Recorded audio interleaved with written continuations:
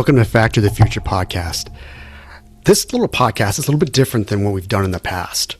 One, it wasn't originally intended to be a podcast, but during one of my executive roundtables that I host about every 2 weeks, I had invited one of the guests that had been part of the podcast, Christian Torre. And our conversation led right down into this interesting dialect that I asked Christian if I could use our recording and use it as one of our podcasts. And he was overwhelmingly excited that we could do that again. So if you remember, he was an earlier host or a guest on one of our podcasts. And, you know, he was doing some amazing things with different softwares. And what Christian and I get into is talking about how AI is supporting some of the manufacturing and the workforce. Christian shares the development of TrueGem, which is an HR software tool designed to create defensible and auditable hiring process, but also some of the worlds of ethics and what Christian is working on in the future, and some of his perspectives on where he sees the future of manufacturing and supply chain for that matter. So take a listen to this not so normal podcast, and let me know if you liked it or not. All right. Welcome to Factor of the Future, people-powered health. Podcast focused on trends shaping the future of manufacturing. I'm Alexandria Burek, your host, here with A.W. Schultz. Two thought leaders with a passion for people and manufacturing. Today and every episode, we are diving deep into the advancements, sustainable practices, and dynamic changes transforming how we produce everything. And now welcome Alexandria Burek and A.W. Schultz. It's funny, I was on a call with a gentleman that might be helping me with some sales, and his background was like in manufacturing and ISO and specifically automotive. And we started talking about AI, and we started having a conversation that very much felt like it should have been reserved for this meeting. Yeah, so I do these about twice a month. Usually I get more turnout, but we know each other anyway. I can kind of explain what my other aspects in my lifestyle is into scholarly research. You know, I am also a coach and a practitioner, and a lot of what I've been circling around is the transformation from what was world-class manufacturing to industrial 4.0 and 5.0. And particularly what I usually like to say is, you know what, I've been the one in the trenches. I was doing industrial 4.0 before we even had the term. Back in 2008, when we're doing project management and incorporating high-speed automation and sensors and cloud technologies, and before we even had the term. And since 2011, when it first came about, it's been just kind of it's a vague term. It's also saved the term of digitalization. But one of the things I've done speeches on is the next evolution, which is in Industrial 5.0. And the biggest difference is what we see is that this was developed by the European Commission back in 2021, when they saw that a lot of the industry standards and applying all this technology that the idea delivers on these aspirational things was having some shortfalls. And a lot of it was, one, it wasn't addressing a lot of the sustainability efforts. And the second one, it didn't really have a human-centric approach to it. And for me, that really resonated, because all the projects that I did out there, that was one of the main things, is getting buy-in from the stakeholders or those that are centered around the project or the new innovation that's come forward into it. So what I've been doing in last I guess 6 years is doing consulting. And a lot of times when I do these consultings, I mean, very similar to what probably you come across is they reach out to me, they have me come in, leadership has already identified the problem and they know the way to fix it. Unfortunately, it's often always the same thing.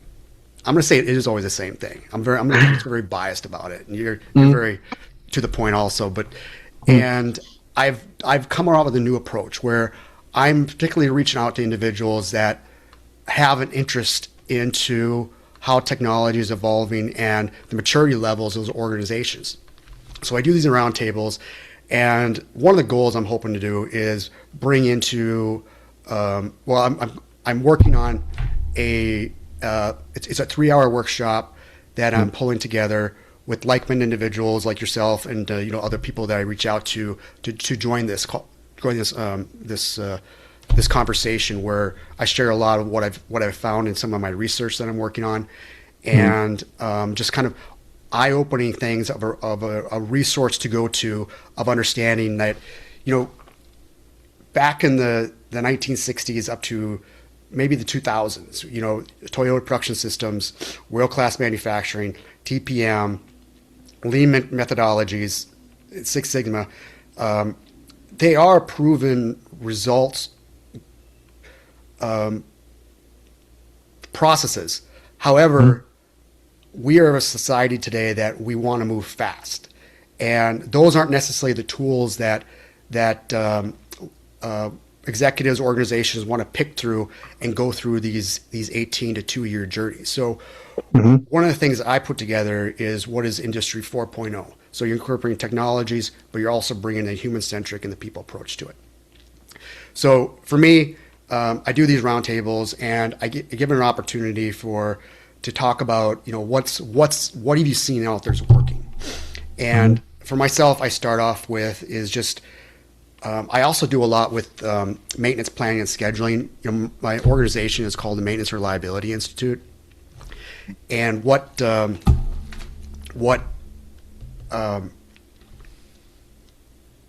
we do is a lot with best practices in manufacturing maintenance reliability, and particularly I've had a lot of success in the planning and scheduling aspects of it, to the point where we're incorporating a new one where we're doing a mastermind class on the subject that we're putting together, particularly using AI as a planning and scheduling tool. That's I've brought it into a couple of workshops, and it's just been phenomenal how it can be used so strong to eliminate some of the work that a typical planner and scheduler goes through.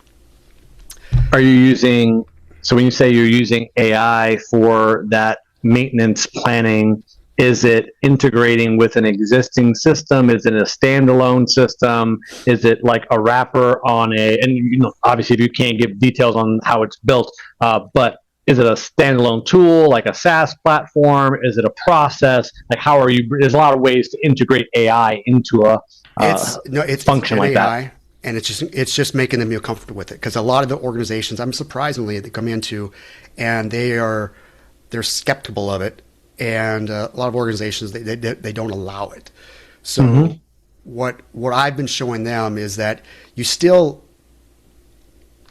lot of these people in those organizations, they come up through the I'm going to say the ranks. They were a wrench turner, and then they don't necessarily like the hours and the climate, and they want to get more of a comfortable job in their later years. But unfortunately, they lack some of the capabilities that writing detailed plans, where the AI tool offers them both building the plans, but also you still need that subject matter expert to validation.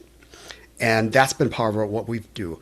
And one of the outputs, especially in planning and scheduling, is the measurement of wrench time.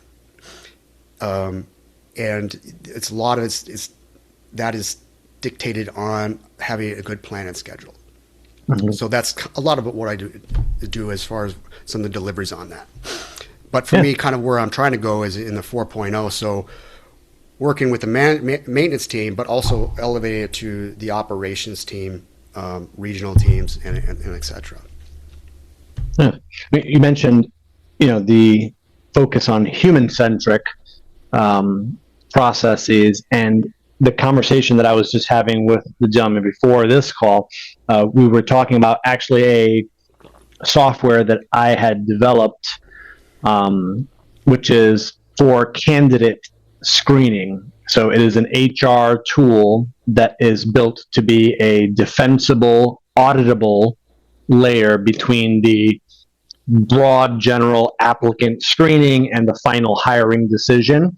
And the impetus for this, I'm seeing in the marketplace, I see AI disrupting everything it touches. Sometimes that's good, sometimes it's bad. But in the labor market specifically, and in manufacturing, AI is only going to continue disrupting that subset of the labor market, which means that there's going to be a redistribution of talent. And so what you described, the trusted, age-old operator that now has decided to move into a different position and has the experience, knows the process, knows the machines, knows the product, knows the layout, knows the people, but doesn't have the training or the skill set in higher level strategic management and planning. That redistribution of talent is going to force companies, factories, to ask very different questions during that hiring process, because before you were looking for a particular set of skills, and now that AI is taking over, and that sounds bad, but it's not always bad. AI is being introduced and used in certain areas. Those same skill sets are not what's in demand. And as we shift to a more human-centric hiring process, where it's less about the school you went to, or less about the letters at the end of your name, and less about which technical skills you have, because if I go into a job right now and say, I'm very good with Microsoft Word and Excel and PowerPoint, and it's like, yeah, and every single AI is way better than you. So that is not a skill. We don't care about that. That's not what we're looking for. We're not looking for somebody that is good with Excel or good with PowerPoint, because AI does all of that. So what we really need are people that are adaptable, people that are innovative, people that ask good questions. We're looking for a different set of soft or power skills that is different from what we would have prioritized earlier when we had that technical need. So that's kind of like the shift that I'm seeing in the labor market for factories, is what happens when all these jobs get disrupted and people now have to figure out their new place in the organization, in the world, and start hopping to different places. You're going to have people exiting, and you're also going to have a lot of new positions being filled, or positions being filled with a different kind of candidate. And so that's why I built that software called TrueGem, because I saw that same thing, but I'm not in the robotics or high-speed automation. That's not my world, but people, processes, systems, that is. And so anyway, that's human-centric. That's the area that I'm focusing on, is what does that mean for the workforce, or the shift that's happening driven by AI. Yeah. So let me ask, what is some of the pitfalls that you're seeing? I mean, you kind of concept some solutions that especially adapt to this in HR, but where do you see some of the pitfalls in your technology that you've been? Yeah. So, well, when you have an I call it a redistribution, because it's not going to be rampant unemployment. What's happening is that people are figuring out, discovering what their new role is and where they can add value in a world where AI is now taking ownership over some of those processes or tasks that humans used to have to do. And so that technical expertise is no longer valued the same way in the market. From the HR perspective, if you're trying to build your team, if you need to bring in quality management, a quality manager, you need to bring a safety manager, environmental health and safety, if you're bringing a production manager, plant manager, if you're trying to figure out what the new shape of the organization looks like, you can't hire the way that you always did, because that was with a focus on either what education and experience you had and what technical skills you had. And now those things are not weighed the same way. So the question on what is actually important to evaluate in a candidate to make sure that they're going to be a good culture fit, to make sure they're going to be a good leadership fit, to make sure that they, yes, have some of the basic technical requirements, but that's no longer the key thing. And so a multi-dimensional approach to looking at your candidate pool and realizing that the value is in having a defensible process that you can go back a year from now and say, this is why we made this decision, because HR laws and bad hiring practice, you need to protect yourself, insulate against that risk. But honestly, the cost of a bad hire is staggering, and people don't realize how much time and effort is wasted if you don't do it right and you don't hire the right person for the right reasons. And that's changing, right? It's changing because of AI. So companies are still not really sure, okay, then what should I be looking for? What should I be asking? How do I even put a shape or a process to make sure that I'm doing this consistently so that I can actually get the right people out of my candidate pool? I just read an article yesterday, and it was an academic article, and it was regarding the difference between the academic and the common workforce out there, especially those in technical knowledge, your 2 years or your whatnots. And from the research, I think there was 20 or so executive professionals within manufacturing, because I circle around that. One of the biggest concerns that the disconnect between the academics is they do a lot of the technical into it, but they've got really poor communication skills when they come out. And if anything, we all know is when you're coming out, you have to work together. Especially, I'm thinking of craftsmen, mechanics.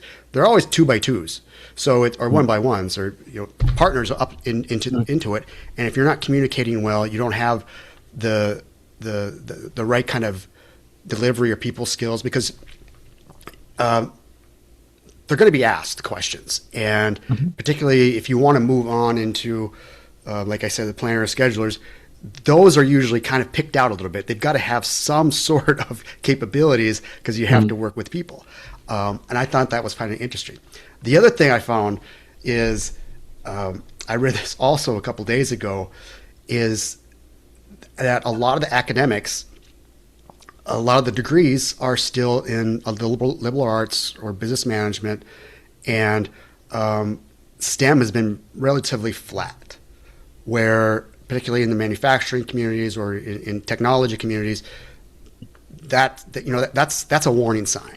And particularly as we grow into it, there's going to be possibly hitting a stone wall, and it goes offshores, or we're not bringing in the technologies that we could have brought in if we had the right resources in technologies into it.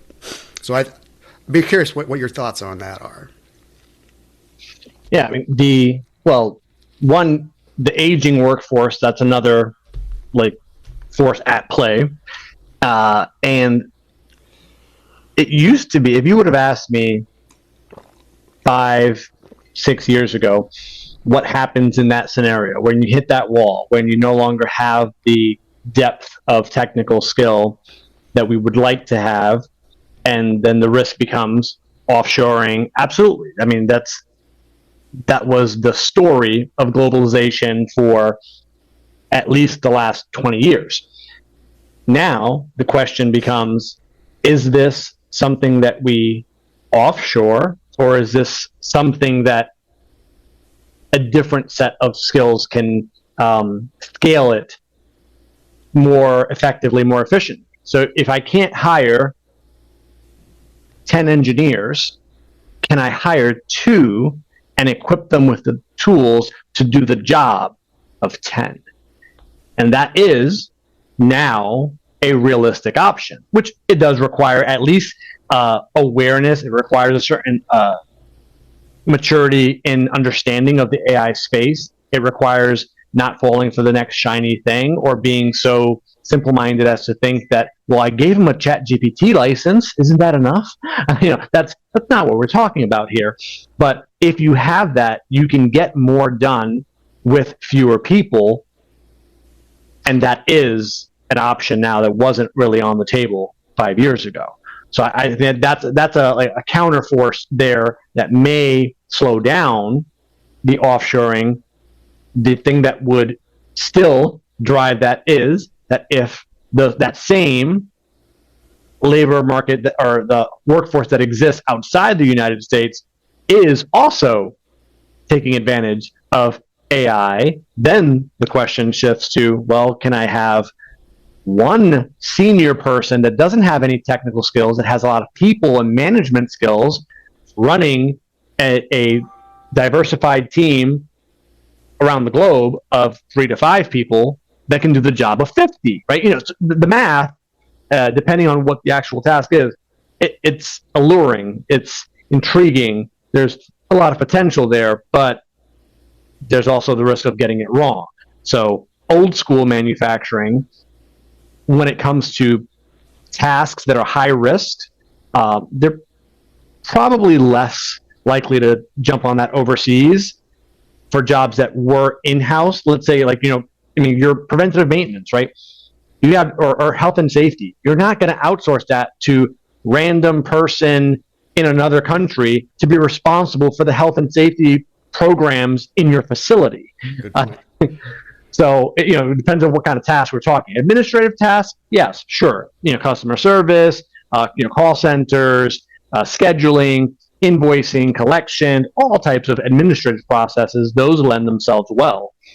But that concentration of talent has to be supplemented somehow. So if you don't have a lot of smart people applying for these critical roles within the factory, then where do you source them from? Maybe it is Bob that was the machinist for 15 years and knows and has a deep sense of not just loyalty, but familiarity with the why, with why we do what we do, how we've been doing it, how we got here, and then you can coach them up and equip them with the right tools to be able to do that job that is at the next level for him. And so that's a good example of like the redistribution of talent versus an exodus. Yeah, to your point, the baby boomers, or the Gen X is outpaced the baby boomers now. Mm-hmm. And there's a different type of personality that they have. But one thing, I guess I wanted to circle back with the AI that you were referring to as far as the HR. Mm-hmm. What makes it better than, I mean, here's my answer. I guess I haven't been applying for jobs for probably in a few years, but when I was, the idea was you apply and it's, I don't know, it's needle in that haystack that they lottery. Yep. Yeah, it's a lottery. Unless you reach out and find out who the hiring manager is, try to build a contact that way, or you already have sources into it. I can see AI as like filtering that list down, but how would you say it would benefit in finding some of the right chemistry matches in your organization? Just a quick break, and then we'll get right back to the show. We are always open for meaningful sponsorship or guests that align with our audience. If your brand fits and would like to be on one of the top 10% podcasts in the world, let's chat. Reach out by email in the show notes. Back to the show. So it doesn't, and that's the key. The software that I'm referring to that I built is not living at the stage where it's using AI to screen the applicant pool. It is a software that's designed to equip and empower the humans that are making the decisions once the initial wave has been filtered down to the candidate level. And it's actually not an AI tool on the front end. There's going to be later some AI analysis of data after the fact to be able to understand the correlation between the types of questions that you're asking, what your evaluation criteria are, and whether or not there exists some kind of extractable insight related to which questions yield the best hires. So this is like all post-hire retrospective analysis that's capable of doing, but the product itself is not an AI. There is no AI in the evaluation. There's no AI in the decision making. There's no AI at all in that process. It is strictly meant to help hiring teams better evaluate their candidates, the people that they actually decided are worth spending time on, doing interviews and scoring and then reading their full resume or showing it to more than just one person. We're not talking about the initial wave that hits when you put out a job on LinkedIn. You might get 50 applicants, and out of those 50, you might decide to only interview about 6 or 5. Those 6 or 5, now your people are spending real time on interviews, in panel discussions, figuring out like who do we want to invite to another round of interviews, or who's the person we want to actually make an offer to. That whole process is where it's all human centric, and it's also very vulnerable. It's very it's not structured. And so if I come back and say, well, you didn't hire me because I am a Hispanic male between the ages of 35 and 45, and I'm from New York, and you don't like New Yorkers, whatever, I can make any claim I want. And they go back and say, okay, well, show us how you made this decision. How did you decide that, Mark was better than Christian for this position? What's your process? How did you decide that? I don't know, we had conversations. We talked about it amongst ourselves. So you're telling me that your defense is water cooler conversation. Like, you just, no record, no nothing. How did you decide? That's the problem. And internally, that also leads to bad hires, because then the loudest voice in the room can sometimes win out. There's a whole bunch of different things that have to be solved for, especially even like reviewer anonymity. If you are invited in as a senior member or an executive as part of a hiring decision, we're hiring somebody for VP of finance, and we want you to sit in on the interview or help us evaluate these candidates. And you know that all your reviews are public, and people are going to like kind of scrutinize or maybe even second guess your reviews, and they can come back and say, hey, well, why did you evaluate him? Why did you give him a 5 on leadership? He has no experience. What was that all about? Or did you rank this person low because you didn't like their hairstyle? It creates a whole nother level of second guessing. So what the software does is it anonymizes that and says, no, we're going to invite reviewers, and their reviews are anonymous. And what the hiring manager sees is an average, like an aggregate score of the different reviews for that person. And it highlights when there's like disparity or disagreement among those domains, who are the priority leaders, where are the risk factors. It does it in a way that gives everybody the freedom to evaluate, but also creates a defensible and auditable record of how the process was done. And so again, it's all human centric. It is not an AI tool. So at the end, you've got a quantitative result? Yep. So there's a talent database that keeps track of all the different people that applied for the position and what their scores were. So with enough data, right, with enough use, we can go back and say, well, where did these candidates come from? Did they come from LinkedIn? Did they come from a recruiting agency? Did they come from an internal referral? How does this subset of the population candidates score amongst culture, technical, leadership skills? And can we now, after doing this for a while, extract some insight on whether or not the questions that we're asking are leading to good hires, which you can then cross-reference with, like, internal promotion records, who's stayed at the company, longevity, all those types of things are possible, but only if you have a repeatable, structured process that you can use as a data set to compare across other data points. That's where I see AI is useful, not in the decision-making process of who gets hired. Okay. Yeah.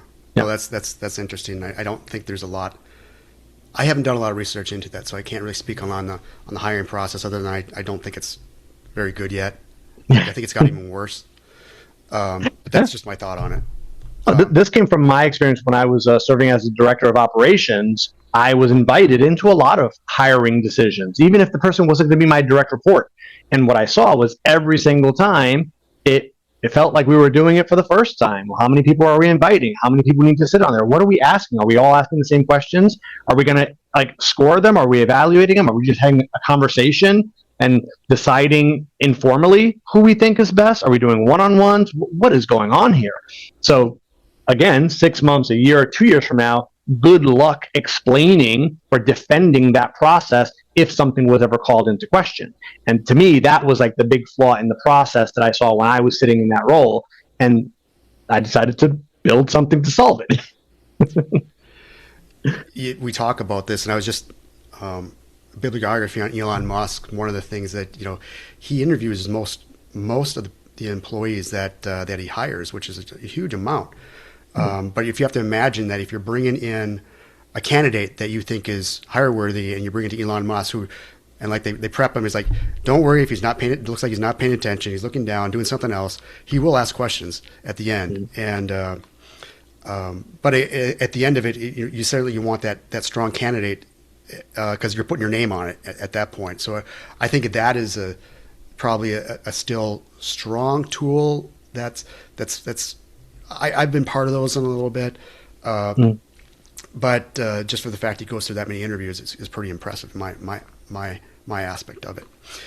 Oh yeah, because he understands that an AI. Elon is no rookie to the world of AI, but he understands that there are still certain things that are better suited for human evaluation and nuance, being able to pick up on what we call a vibe, being able to pick up on someone's presentation style, their communication style. AI doesn't pick up on that. AI just converts it into text and figures out the pattern.